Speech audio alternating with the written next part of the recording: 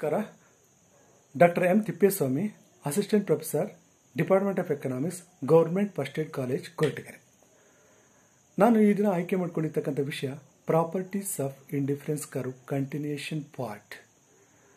ಔದಾಸೀನ್ಯ ರೇಖಾ ವಿಶ್ಲೇಷಣೆಗೆ ಸಂಬಂಧಪಟ್ಟಿರ್ತಕ್ಕಂಥ ಪ್ರಧಾನ ಲಕ್ಷಣಗಳ ಬಗ್ಗೆ ಮುಂದುವರೆದ ಭಾಗವಾಗಿ ನಾನು ಈ ಒಂದು ವಿಷಯವನ್ನು ಆಯ್ಕೆ ಮಾಡಿಕೊಂಡಿದ್ದೀನಿ. ಔದಾಸೀನ್ಯ ರೇಖಾ ವಿಶ್ಲೇಷಣೆಯಲ್ಲಿ ಔದಾಸೀನ್ಯ ರೇಖೆಗಳು ಅಂತಂದರೆ ಒಂದೇ ಪ್ರಮಾಣದ ತೃಪ್ತಿ ನೀಡತಕ್ಕಂಥ ಎರಡು ಸರಕುಗಳ ವಿವಿಧ ಸಂಯೋಜನೆಗಳನ್ನು ಪ್ರತಿನಿಧಿಸತಕ್ಕಂಥ ರೇಖೆಯನ್ನು ಔದಾಸೀನ್ಯ ರೇಖೆ ಅಂತ ಕರಿತೀವಿ. ಈ ಒಂದು ಔದಾಸೀನ್ಯ ರೇಖೆ ಒಳಗೊಂಡಿರ್ತಕ್ಕಂಥ ಒಂದು ಪ್ರಧಾನ ಲಕ್ಷಣ ಈಗಾಗಲೇ ನಾನು ಚರ್ಚೆ ಮಾಡಿದ್ದೀನಿ. ಔದಾಸೀನ್ಯ ರೇಖೆಗಳು ಯಾವಾಗಲೂ ಕೂಡ ಎಡದಿಂದ ಬಲಕ್ಕೆ ಇಳಿಮುಖವಾಗಿರುತ್ತವೆ. ಎಡದಿಂದ ಬಲಕ್ಕೆ ಇಳಿಮುಖವಾಗಿರ್ತಕ್ಕಂಥ ಈ ರೇಖೆಗಳು ಋಣಾತ್ಮಕ ಹರಿವನ್ನು ಹೊಂದಿರ್ತವೆ. ಈ ಋಣಾತ್ಮಕ ಹರಿವನ್ನು ಹೊಂದಿರತಕ್ಕಂಥ ಈ ರೇಖೆಗಳು ಒಂದು ಸರಕಿನ ಪ್ರಮಾಣವನ್ನು ಹೆಚ್ಚು ಪ್ರಮಾಣದಲ್ಲಿ ಹೊಂದ್ತಾ ಹೋದಂತೆಲ್ಲ ಆ ಸರಕಿಗೆ ಸಂಬಂಧಪಟ್ಟಿರ್ತಕ್ಕಂಥ ಇನ್ನೊಂದು ಸರಕನ್ನು ತ್ಯಜಿಸತಕ್ಕಂಥ ಒಂದು ವ್ಯವಸ್ಥೆ ಇರುತ್ತೆ. ಹೀಗಾಗಿ ಔದಾಸೀನ್ಯ ರೇಖೆಯ ಮೇಲಿರ್ತಕ್ಕಂಥ ವಿವಿಧ ಸಂಯೋಜನೆಗಳು ಅನುಭೋಗಿಗೆ ಒಂದೇ ಪ್ರಮಾಣದ ತೃಪ್ತಿಯನ್ನು ತಂದುಕೊಡ್ತವೆ. ಇದು ಒಂದು ಪ್ರಾಪರ್ಟಿ. ಇನ್ನು ಸೆಕೆಂಡ್ ಪ್ರಾಪರ್ಟಿ ಅಂತಾರೆ, ಔದಾಸೀನ್ಯ ರೇಖೆಗಳು ಯಾವಾಗಲೂ ಮೂಲಕ್ಕೆ ಪೀನ ಮಧ್ಯವಾಗಿರ್ತವೆ, ಕಾನ್ವೆಕ್ಸ್ ಟು ಆರಿಜಿನ್ ಆಗಿರ್ತವೆ.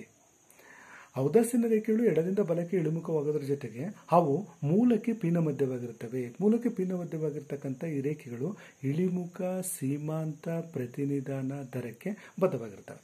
ಇದು second property of the indifference curve.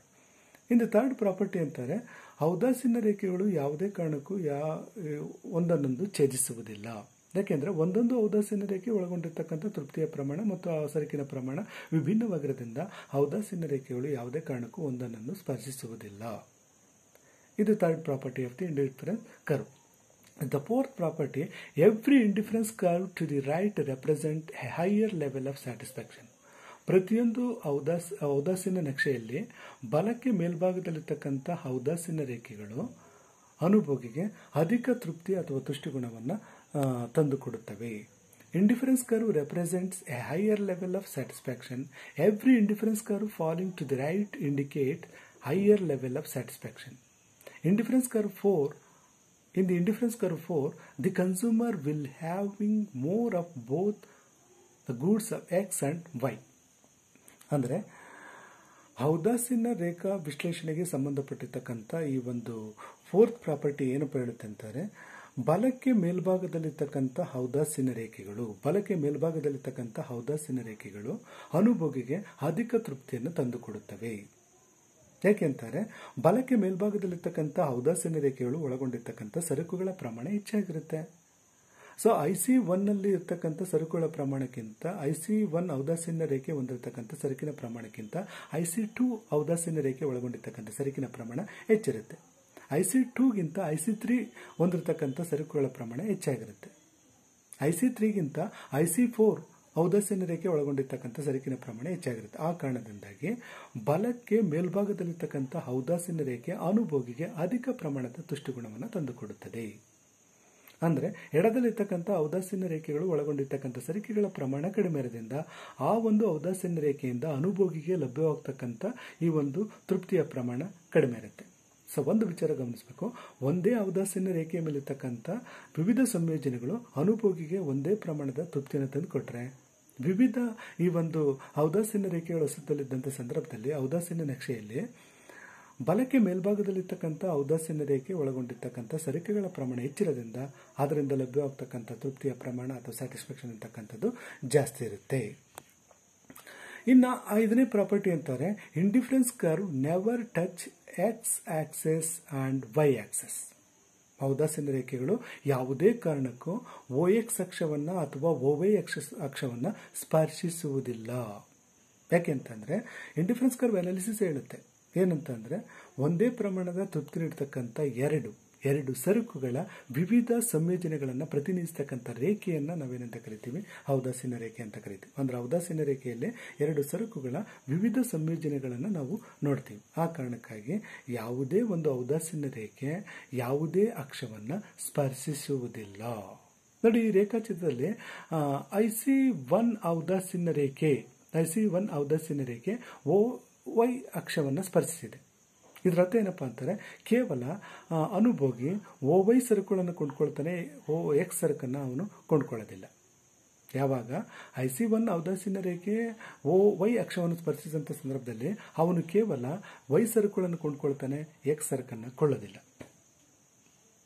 ಇನ್ನು ಎರಡನೇ ಇದರಲ್ಲಿ ಔದಾಸೀನ ರೇಖೆ X ಅಕ್ಷವನ್ನು ಸ್ಪರ್ಶಿಸಿದಂಥ ಸಂದರ್ಭದಲ್ಲಿ ಅನುಭೋಗಿ ಕೇವಲ X ಸರಕುಗಳನ್ನು ಕೊಳ್ತಾನೆ, Y ಸರಕನ್ನು ಕೊಳ್ಳಲ್ಲ ಅನ್ನೋ ಒಂದು ವಿಚಾರವನ್ನು ತಿಳಿಯಪಡಿಸುತ್ತೆ. OY ಅಕ್ಷವನ್ನು ಸ್ಪರ್ಶಿಸತಕ್ಕಂಥ ಬಿಂದುವಿನಲ್ಲಿ ಕೇವಲ ಅನುಭೋಗಿ Y ಸರಕುಗಳನ್ನು ಕೊಂಡ್ಕೊಳ್ತಾನೆ, X ಸರಕನ್ನು ಕೊಳ್ಳೋದಿಲ್ಲ. ಆದರೆ ಈ ಒಂದು ರೇಖೆಯಲ್ಲಿ, ಈ ಒಂದು ಔದಾಸೀನ ರೇಖೆಯಲ್ಲಿ ಇಂಡಿಫರೆನ್ಸ್ ಕರ್ವ್ X ಅಕ್ಷವನ್ನು ಸ್ಪರ್ಶಿಸುತ್ತೆ, Y ಸರಕುಗಳನ್ನು ಕೊಳ್ಳಲ್ಲ ಅನ್ನೋ ಒಂದು ವಿಚಾರವನ್ನು ತಿಳಿಯಪಡಿಸುತ್ತೆ. ಸೊ ನೋಡಿ, ಔದಾಸೀನ ರೇಖಾ ವಿಶ್ಲೇಷಣೆ ಏನು ಹೇಳುತ್ತೆ, ಒಂದೇ ಪ್ರಮಾಣದ ತೃಪ್ತಿ ನೀಡತಕ್ಕಂಥ ಎರಡು ಸರಕುಗಳ ವಿವಿಧ ಸಂಯೋಜನೆಗಳನ್ನು ಪ್ರತಿನಿಧಿಸತಕ್ಕಂಥ ರೇಖೆಯಾಗಿರುತ್ತೆ. ಆದರೆ ಆ ಕಾರಣದಿಂದಾಗಿ ಔದಾಸೀನ ರೇಖೆಗಳು ಯಾವುದೇ ಕಾರಣಕ್ಕೆ OX ಅಕ್ಷವನ್ನಾಗಿರಬಹುದು ಅಥವಾ OY ಅಕ್ಷವನ್ನಾಗಿರಬಹುದು ಸ್ಪರ್ಶಿಸುವುದಕ್ಕೆ ಸಾಧ್ಯನೇ ಇಲ್ಲ. This is the fifth property of indifference curve analysis. If indifference curve touches X axis, the consumer will be having quantity of good X only and none of Y. If indifference curve touches Y axis, the consumer will be having quantity of Y only and none of X commodity.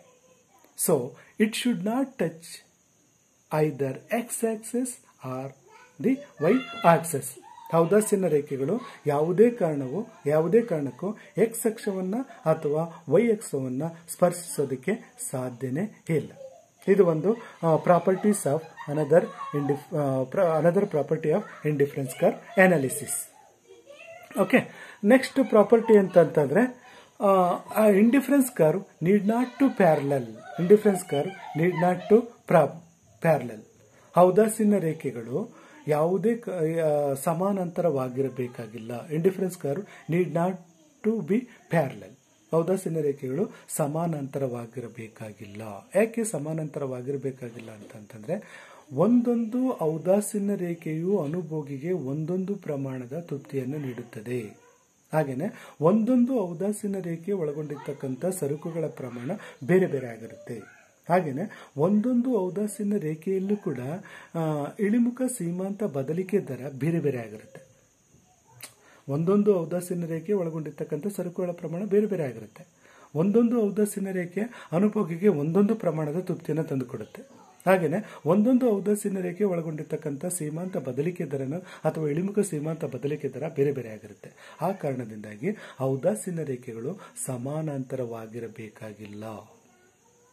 Okay, indifference curve are falling negatively inclined to the right. The rate of fall will not be the same for all indifference curves. So, ಇದುವರೆಗೂ ನಾನು ಈ ಒಂದು properties of indifference curve ಬಗ್ಗೆ discussion ಮಾಡ್ತಾ ಇದ್ದೆ. So main properties of indifference curve ಅದು R. So ಒಂದೇನಪ್ಪ ಅಂದರೆ, ಔದಾಸೀನ ರೇಖೆಗಳು ಯಾವಾಗಲೂ ಕೂಡ ಎಡದಿಂದ ಬಲಕ್ಕೆ ಇಳಿಮುಖವಾಗಿರುತ್ತವೆ. ಎಡದಿಂದ ಬಲಕ್ಕೆ ಇಳಿಮುಖವಾಗಿರ್ತಕ್ಕಂಥ ಈ ರೇಖೆಗಳು ಋಣಾತ್ಮಕ ಹರಿವನ್ನು ಹೊಂದಿರುತ್ತವೆ. ಒಂದು ಸೆಕೆಂಡ್ ಪ್ರಾಪರ್ಟಿ ಅಂತಂತಾರೆ, ಔದಾಸೀನ ರೇಖೆಗಳು ಎಡದಿಂದ ಬಲಕ್ಕೆ ಇಳಿಮುಖವಾಗೋದ್ರ ಜೊತೆಗೆ ಮೂಲಕ್ಕೆ ಪೀನ ಮಧ್ಯವಾಗಿರುತ್ತವೆ, ಕಾನ್ವೆಕ್ಸ್ ಟು ಆರಿಜಿನ್ ಆಗಿರುತ್ತೆ. ಇದು ಎರಡನೇ ಪ್ರಾಪರ್ಟಿ. ಇನ್ನು ಮೂರನೇ ಪ್ರಾಪರ್ಟಿ ಅಂದರೆ, ಔದಾಸೀನ ರೇಖೆಗಳು ಯಾವುದೇ ಕಾರಣಕ್ಕೂ ಒಂದನ್ನೊಂದು ಸ್ಪರ್ಶಿಸುವುದಿಲ್ಲ, ಒಂದನ್ನೊಂದು ಛೇದಿಸುವುದಿಲ್ಲ. ಯಾಕೆಂದರೆ ಒಂದೊಂದು ಔದಾಸೀನ ರೇಖೆ ಒಂದೊಂದು ಪ್ರಮಾಣದ ಸರಕುಗಳನ್ನು ಒಳಗೊಂಡಿರೋದ್ರಿಂದ, ಒಂದೊಂದು ರೀತಿಯ ಸರಕುಗಳ ಪ್ರಮಾಣವನ್ನು ಒಳಗೊಂಡಿರೋದ್ರಿಂದ ಯಾವುದೇ ಕಾರಣಕ್ಕೂ ಔದಾಸೀನ ರೇಖೆಗಳು ಸ್ಪರ್ಶಿಸುವುದಿಲ್ಲ. ಇನ್ನು ಬಲಕ್ಕೆ ಮೇಲ್ಭಾಗದಲ್ಲಿರ್ತಕ್ಕಂಥ ಔದಾಸೀನ ರೇಖೆ ಒಳಗೊಂಡಿರ್ತಕ್ಕಂಥ ಈ ಒಂದು ಸರಕುಗಳ ಪ್ರಮಾಣ ಹೆಚ್ಚಿರೋದ್ರಿಂದ ಅದರಿಂದ ಅನುಭೋಗಿಗೆ ಲಭ್ಯವಾಗ್ತಕ್ಕಂಥ ತುಷ್ಟಿಗುಣದ ಪ್ರಮಾಣ ಅಂತಕ್ಕಂಥದ್ದು ಏನಾಗಿರುತ್ತೆ, ಹೆಚ್ಚಾಗಿರುತ್ತೆ. ಹಾಗೆಯೇ ಔದಾಸೀನ ರೇಖೆಗಳು ಯಾವುದೇ ಕಾರಣಕ್ಕೂ OY ಅಕ್ಷವನ್ನಾಗಿರ್ಬೋದು ಅಥವಾ OX ಅಕ್ಷವನ್ನಾಗಿರ್ಬೋದು ಸ್ಪರ್ಶಿಸೋದಕ್ಕೆ ಸಾಧ್ಯ ಇಲ್ಲ. ಯಾಕೆಂದರೆ ಒಂದೊಂದು ಔದಾಸೀನ ರೇಖೆ ವಿಶ್ಲೇಷಣೆ ಹೇಳುತ್ತೆ, ಎರಡು ಸರಕುಗಳ ಒಂದೇ ಪ್ರಮಾಣ ತೃಪ್ತಿ ನೀಡತಕ್ಕಂಥ ಎರಡು ಸರಕುಗಳ ವಿವಿಧ ಸಂಯೋಜನೆಗಳನ್ನು ಪ್ರತಿನಿಧಿಸತಕ್ಕಂಥ ರೇಖೆ ಆಗಿರೋದ್ರಿಂದ ಅದು ಯಾವುದೇ ಕಾರಣಕ್ಕೂ OY ಅಕ್ಷವನ್ನಾಗಿರ್ಬೋದು ಅಥವಾ OX ಅಕ್ಷವನ್ನಾಗಿರ್ಬೋದು ಸ್ಪರ್ಶೋದಕ್ಕೆ ಸಾಧ್ಯನೇ ಇಲ್ಲ. ಹಾಗೆಯೇ ಔದಾಸೀನ ರೇಖೆಗಳು ಸಮಾನಾಂತರವಾಗಿರಬೇಕಾಗಿಲ್ಲ, ನೀಡ್ ನಾಟ್ ಟು ಪ್ಯಾರಲಲ್. ಯಾಕೆ ಅಂತಾರೆ, ಒಂದೊಂದು ಔದಾಸೀನ ರೇಖೆ ಒಳಗೊಂಡಿರ್ತಕ್ಕಂಥ ಸರಕುಗಳ ಪ್ರಮಾಣ ಭಿನ್ನವಾಗಿರುತ್ತೆ. ಆ ಒಂದು ರೇಖೆಗಳ ಈ ಒಂದು ಇಳಿಮುಖ ಸೀಮಾಂತ ಪ್ರತಿನಿಧಾನ ದರ ಕೂಡ ಬೇರೆ ಬೇರೆ ಆಗಿರುತ್ತೆ. ಈ ಕಾರಣಕ್ಕಾಗಿ ಔದಾಸೀನ ರೇಖೆಗಳು ಸಮಾನಾಂತರವಾಗಿರಬೇಕಾಗಿಲ್ಲ ಅಂತ ಹೇಳ್ಬೋದು. Okay, thank you very much.